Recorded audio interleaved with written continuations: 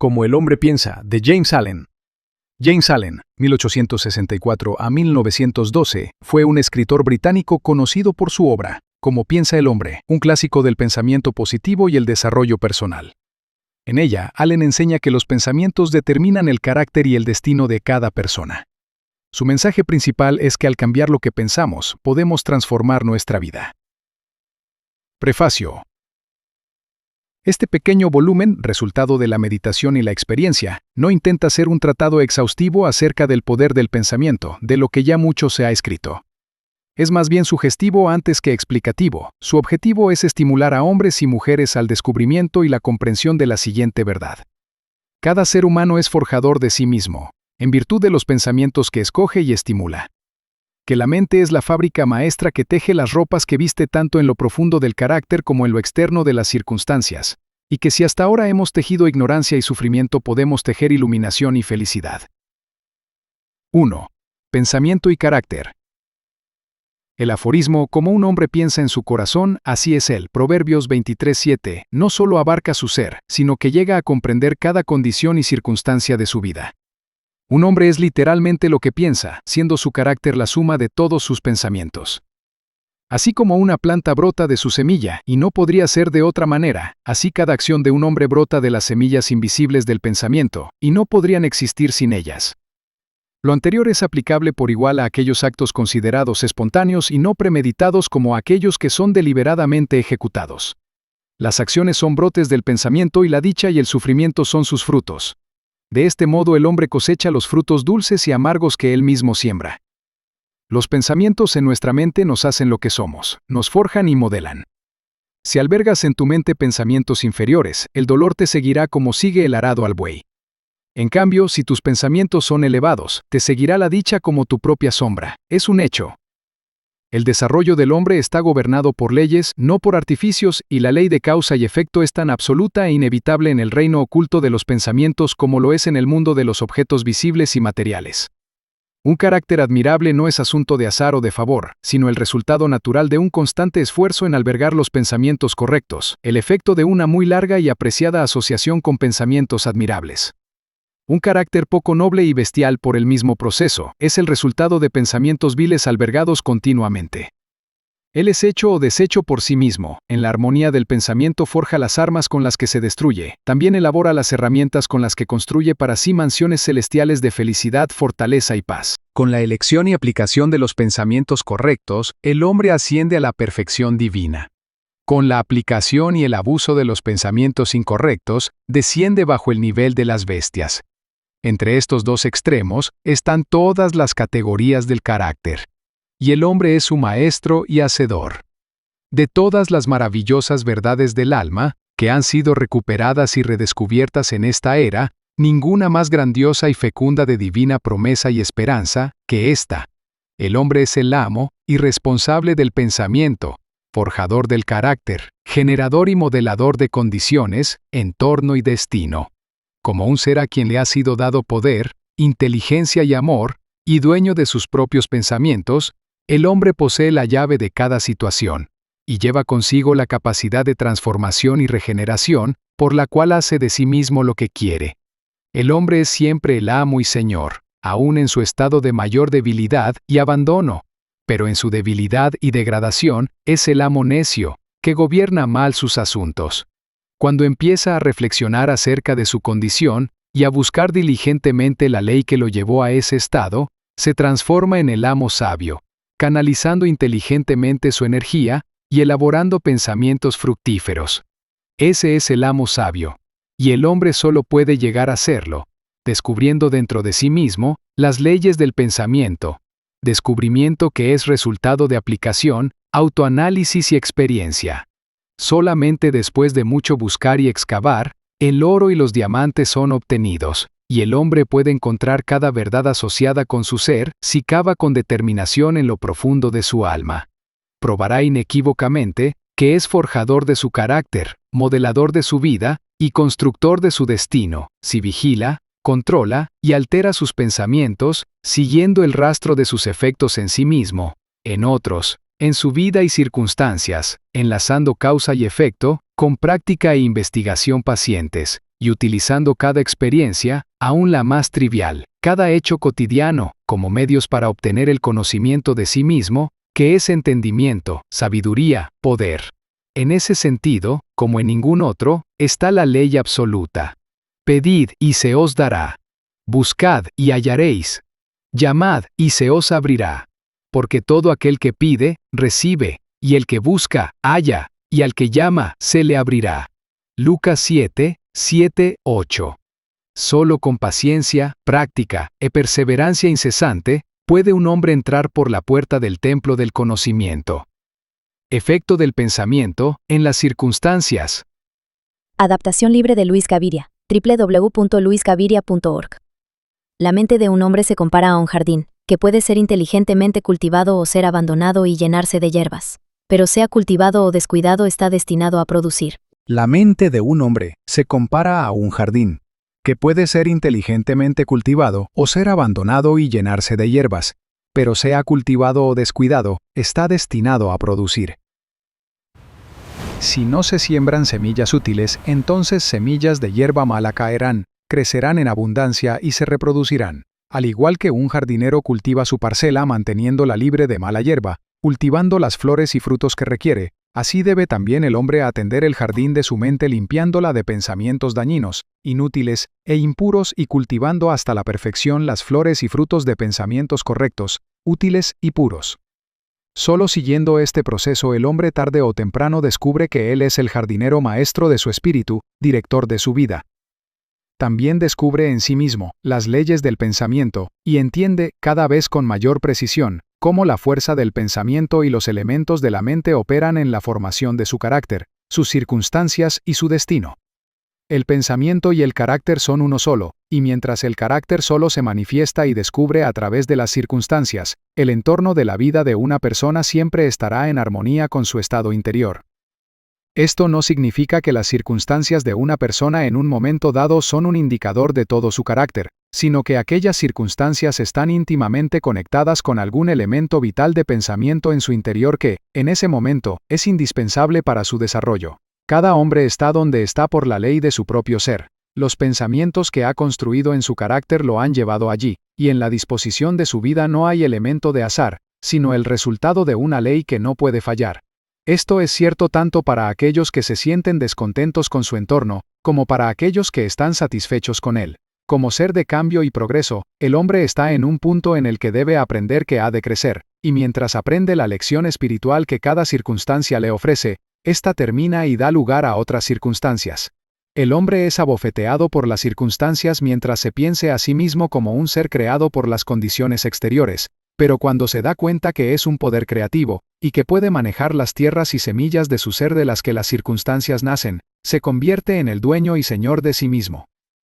El hombre que por algún tiempo ha practicado el autocontrol y la autopurificación sabe que las circunstancias nacen de los pensamientos, porque ha notado que la alteración de sus circunstancias ha estado en exacta relación con la alteración de su estado mental. De este modo, es verdad que cuando un hombre tenazmente se dedica a subsanar los defectos de su carácter, y realiza un progreso rápido y marcado pasa rápidamente por una sucesión de cambios repentinos. El alma atrae aquello que secretamente alberga, aquello que ama, y también aquello que teme. Alcanza la cúspide de sus más preciadas aspiraciones. Cae al nivel de sus más impuros deseos. Las circunstancias son los medios por los cuales el alma recibe lo que es suyo. Cada semilla de pensamiento sembrado dejado caer en la mente y que echa raíces se reproduce a sí misma, floreciendo tarde o temprano en acciones, produciendo sus propios frutos de oportunidad y circunstancias. Buenos pensamientos producen buenos frutos. Malos pensamientos, malos frutos. El entorno de las circunstancias toma forma en el mundo interno de los pensamientos. Y todas las condiciones externas, agradables y desagradables, son factores que finalmente existen para el bien del individuo. El hombre aprende tanto sufriendo como disfrutando. Siguiendo los más íntimos deseos, aspiraciones, pensamientos por los cuales se deja dominar, persiguiendo visiones engañosas de impura imaginación, o caminando con pie firme el camino de elevadas aspiraciones. El hombre finalmente recibe por completo los frutos de estos en el entorno de su vida. Las leyes del crecimiento y adaptación se cumplen en todo lugar. Muchas veces un hombre no llega a un asilo de ancianos o la cárcel por la tiranía del destino o las circunstancias, sino por el camino de pensamientos serviles y bajos deseos. No cae un hombre de pensamientos puros de repente en el crimen, por estrés o por fuerzas meramente externas.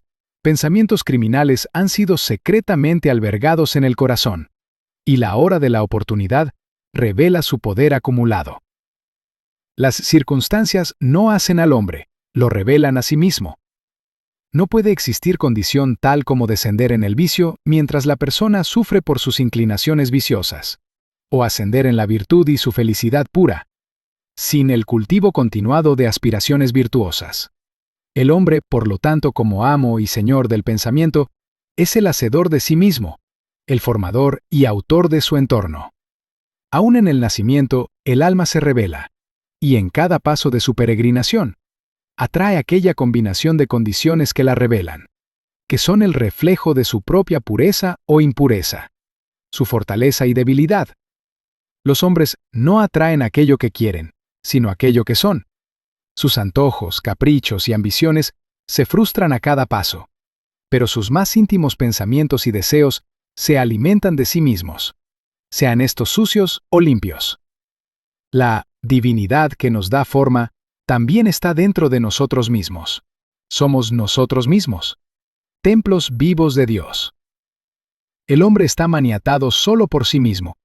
El pensamiento y la acción son los carceleros del destino. Ellos nos apresan si son bajos. Sus deseos y plegarias solo son gratificados y atendidos cuando armonizan con sus pensamientos y acciones, a Dios rogando y con el mazo dando. A la luz de esta verdad, ¿cuál es entonces el sentido de luchar contra las circunstancias? Significa que el hombre está continuamente rebelándose contra el efecto exterior, mientras todo el tiempo está nutriendo y preservando la causa en su corazón. Esta causa puede tomar la forma de un vicio consciente o de una debilidad inconsciente, pero cualquiera sea, tercamente retarda los esfuerzos de su poseedor, que de ese modo clama por una cura. El hombre está ansioso de mejorar sus circunstancias, pero no está tan deseoso de mejorarse a sí mismo, por eso permanece atado. El hombre que no se encoge ante su propia crucifixión nunca fallará en alcanzar el objetivo que se traza en su corazón. Esto es tan cierto en las cosas terrenales como divinas. Aún el hombre cuyo único objetivo es alcanzar prosperidad debe estar preparado para realizar grandes sacrificios personales antes que pueda lograr su objetivo, y cuanto más preparado aquel que quiera lograr una vida próspera y equilibrada. Consideremos un hombre miserable y pobre. Está extremadamente ansioso deseando que el confort de su entorno y su hogar mejoren. Aún así, todo el tiempo es mezquino en su trabajo y se considera justificado al tratar de engañar a su empleador basado en lo miserable de su sueldo. Tal hombre no entiende los simples rudimentos de los principios que son la base de la prosperidad y no solo está incapacitado para alzarse sobre su miseria, sino que atrae aún mayores miserias al albergar y actuar siguiendo sus pensamientos indolentes, falsos y cobardes. Pensemos ahora en un hombre rico que es víctima de una penosa y persistente enfermedad resultado de la glotonería. Está dispuesto a gastar enormes sumas de dinero para curarse, pero no está dispuesto a sacrificar su glotonería. Quiere satisfacer su gusto con comidas poco saludables y gozar a la vez de buena salud. Tal hombre es totalmente incapaz de gozar de buena salud porque no ha aprendido los principios básicos de una vida saludable. Ahora veamos un empleador que adopta medidas deshonestas para evitar el pago de sueldos reglamentarios y en el afán de mejorar sus ingresos, reduce los sueldos de los empleados. Tal hombre no está preparado para la prosperidad y cuando sus finanzas y su prestigio se encuentren en bancarrota, él culpará a las circunstancias sin siquiera saber que es él mismo el autor de su condición. He presentado estos tres casos solamente para ilustrar la verdad de que el hombre es la causa, aunque casi siempre sin ser consciente, de sus circunstancias y que, mientras aspira a un buen fin, continuamente frustra su cometido al estimular pensamientos y deseos que no armonizan con ese fin. Tales casos pueden modificarse y multiplicarse casi indefinidamente, pero no es necesario, porque el lector podrá, si así lo resuelve, rastrear el efecto de las leyes del pensamiento en su propia mente y en su propia vida, y hasta que lo logre, los simples hechos externos no servirán como base de su razonamiento. Las circunstancias, sin embargo, son tan complicadas, el pensamiento está tan profundamente enraizado, y las condiciones de felicidad varían tanto entre individuos que la condición del alma del hombre en su totalidad, aunque él la conozca, no es fácil juzgarse de otro modo que no sea por el aspecto externo de su vida. Un hombre puede ser honesto en cierta dirección y aún así sufrir de privaciones. Un hombre puede ser deshonesto en cierta dirección y aún así adquirir riquezas. Pero la conclusión usual de que el primero falla debido a su particular honestidad y que el segundo es próspero, gracias a su particular deshonestidad, es resultado de un juicio superficial que asume que el deshonesto es corrupto casi por completo y el honesto es casi enteramente virtuoso. A la luz de un profundo conocimiento y mayor experiencia, tal juicio se encontrará erróneo. El deshonesto ha de tener algunas virtudes admirables que el otro no posee, y el honesto podría tener vicios dañinos que están ausentes en el otro. El hombre honesto cosecha los buenos resultados de sus pensamientos y actos honestos. También atrae el sufrimiento que su vicio produce. El deshonesto, del mismo modo, cosecha sus propios sufrimientos y dichas. La vanidad humana se complace al creer que uno sufre por causa de su virtud, pero hasta que el hombre haya extirpado cada pensamiento malsano, amargo e impuro de su mente, y limpiado cada mancha pecaminosa de su alma, no estará en posición de saber y decir que sus sufrimientos son resultado de sus buenas y no de sus malas cualidades, y en el camino de la perfección habrá encontrado funcionando en su mente y en su vida la gran ley que es absolutamente justa y que no da bien por mal, ni mal por bien. En posesión de tal conocimiento, entenderá, mirando atrás, en su pasada ignorancia y ceguera, que su vida se desarrolla y siempre se desarrolló, con justicia, y que todas sus experiencias pasadas, buenas y malas, fueron fruto imparcial de su propio ser en proceso de transformación. Buenos pensamientos y acciones jamás pueden producir malos resultados. Malos pensamientos y acciones no pueden jamás producir buenos resultados. Esto no es otra cosa que afirmar que no puede cosecharse más que trigo del trigo u ortiga de la ortiga. El hombre entiende esto en el mundo natural y trabaja con ese conocimiento, pero pocos lo entienden en el mundo moral y mental, aunque esta operación es tan simple y directa, y por lo mismo no cooperan con esa ley. El sufrimiento es siempre el efecto de los pensamientos equivocados en alguna dirección. Es indicador de que el individuo está fuera de armonía consigo mismo, con la ley de su ser. El único y supremo uso del sufrimiento es la purificación, quemar todo aquello que es inútil e impuro. El sufrimiento cesa para quien es puro. No hay sentido en quemar el oro después que la escoria se ha retirado, y un ser perfectamente puro e iluminado no puede sufrir tanto. Las circunstancias por las que un hombre se encuentra con el sufrimiento son el resultado de su propia falta de armonía mental. Las circunstancias por las que el hombre se encuentra con la buenaventura son los resultados de su propia armonía mental. Buenaventura, no posesiones materiales, es la medida del pensamiento correcto. La infelicidad, no la falta de posesiones materiales, es la medida del pensamiento errado. Un hombre puede ser desgraciado y ser rico, puede ser bendito y pobre. La buenaventura y riqueza solo se juntan cuando la riqueza es empleada correctamente y con sabiduría, y el hombre pobre solo desciende a la miseria cuando considera su destino como una carga injustamente infligida. La indigencia y la indulgencia son dos extremos de la miseria. Ambas son igualmente innaturales y el resultado de un desorden mental. Un hombre no está correctamente adaptado hasta que es un ser feliz, saludable y próspero, y la felicidad, salud y prosperidad son el resultado de la armonía entre su mundo interno y externo, del hombre con su entorno. Un hombre solo empieza a ser hombre cuando deja de lamentarse y maldecir, y comienza a buscar la justicia oculta que gobierna su vida.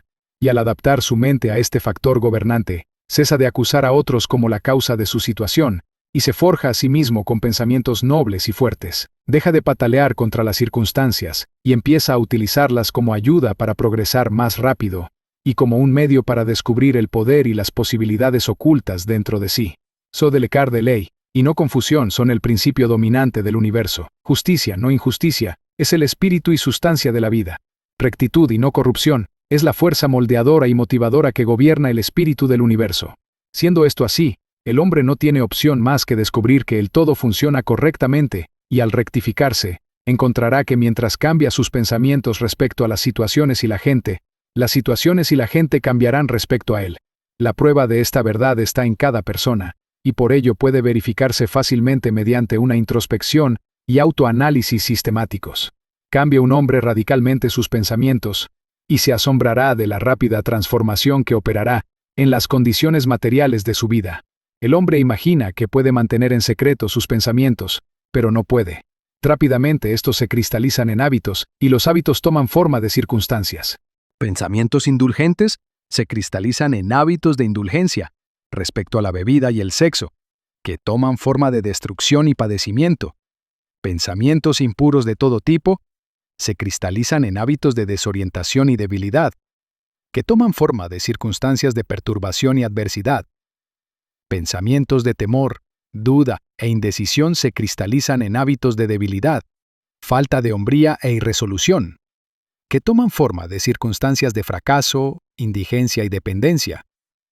Pensamientos de pereza se cristalizan en hábitos de desaseo y deshonestidad, que toman forma de circunstancias de inmundicia y mendicidad. Pensamientos de odio y condena se cristalizan en hábitos de acusación y violencia, que toman forma de circunstancias de injuria y persecución. Pensamientos narcisistas de todo tipo se cristalizan en hábitos egoístas, que toman forma de circunstancias de mayor o menor angustia. Por otro lado, pensamientos nobles de cualquier tipo se cristalizan en hábitos de gracia y bondad, que toman forma de circunstancias de felicidad y cordialidad. Pensamientos puros se cristalizan en hábitos de temperancia y dominio de sí mismo, que toman forma de circunstancias de paz y tranquilidad. Pensamientos de valentía, autoconfianza y decisión se cristalizan en hábitos valerosos, que toman forma de circunstancias de éxito, plenitud y libertad. Pensamientos llenos de energía se cristalizan en hábitos de pulcritud y laboriosidad, que toman forma de circunstancias placenteras. Pensamientos nobles y caritativos se transforman en hábitos de generosidad, que toman formas de circunstancias de protección y preservación. Pensamientos de amor y generosidad cristalizan en hábitos de desprendimiento, que toman forma de circunstancias de prosperidad perdurable y riqueza verdadera. La persistencia en una sucesión dada de pensamientos, sean estos buenos o malos, no falla en producir resultados en el carácter y las circunstancias. Un hombre no puede escoger directamente sus circunstancias, pero puede escoger sus pensamientos, y de ese modo, indirectamente, pero con certeza, dar forma a sus circunstancias. El universo está hecho por Dios, de manera que la naturaleza se encarga de ayudar a todos los hombres en la satisfacción de los pensamientos que lo dominan y les presenta las oportunidades que hagan realidad de la manera más rápida, tanto sus pensamientos constructivos como destructivos. Cese un hombre de pensar pecaminosamente, y el mundo se ablandará para él, y estará listo para ayudarlo. Deje de lado sus pensamientos débiles y enfermizos, y las oportunidades nacerán en cada mano, para ayudarlo en sus resoluciones. Motive buenos pensamientos, y no habrá fatalidad que lo ate a la miseria y la vergüenza. El mundo es tu calidoscopio, y la variedad y combinación de Serás lo que has que ser. Que la derrota encuentre su falsa felicidad en lo que cree que es tu realidad, pero tu espíritu la desprecia. Domina el tiempo y conquista el espacio. Vence aquella vanidosa embaucadora. La suerte, derrota a la circunstancia. Ponla a tu servicio. El deseo humano que poder descendiente de un espíritu inmortal puede hacer un camino a cualquier objetivo, aunque murallas inmensas se opongan. No te impacientes cuando intentes, que cuando logres entender que tu espíritu es quien manda todo, ha de obedecer. 3. Efecto del pensamiento en la salud del cuerpo. El cuerpo es el siervo de la mente. Obedece a las operaciones de la mente, sean estos deliberados o automáticos. Siguiendo pensamientos indebidos, el cuerpo rápidamente se hunde en la enfermedad y el decaimiento. Siguiendo pensamientos virtuosos, se viste de juventud y belleza. La salud y la enfermedad, al igual que las circunstancias, tienen su raíz en los pensamientos. Pensamientos enfermizos se expresan a través de un cuerpo enfermo. Se ha sabido que los pensamientos de temor matan a un hombre tan rápido como una bala. Y continuamente matan miles de gentes. Tal vez no tan rápido, pero sí con igual efectividad. La gente que vive con temor a las enfermedades es la gente que las contrae. La ansiedad rápidamente debilita el cuerpo y lo deja expuesto a la enfermedad. Mientras haya pensamientos impuros, aunque no tengan un origen físico, pronto destruirán el sistema nervioso. Pensamientos energéticos, de pureza y dicha, producen en el cuerpo vigor y gracia. El cuerpo es un instrumento muy delicado y plástico, que responde rápidamente a los pensamientos que lo dominan, y los hábitos de pensamiento producirán sus efectos sobre él, sean estos buenos o malos. El hombre continuará teniendo sangre impura y envenenada mientras sus pensamientos sean impuros. De un corazón limpio emana una vida y un cuerpo limpios. De una mente contaminada proceden una vida y un cuerpo corruptos. El pensamiento es la fuente de toda acción, de la vida y su manifestación. Construye una fuente que sea limpia y todo será puro. El cambio de dieta no ayudará a un hombre que no cambia sus pensamientos. Cuando un hombre purifica sus pensamientos, no deseará más comida impura. Si deseas perfeccionar tu cuerpo, sé celoso con tu mente. Si quieres renovar tu cuerpo, embellece tu mente. Pensamientos de malicia, envidia, decepción, desaliento, le arrebatan al cuerpo su gracia y salud. Una cara amarga no es cuestión de azar sino de pensamientos amargos. Las arrugas que desfiguran están hechas por la necedad, la pasión y el orgullo. Conozco una mujer de 96 años que posee la inocente y luminosa cara de una niña.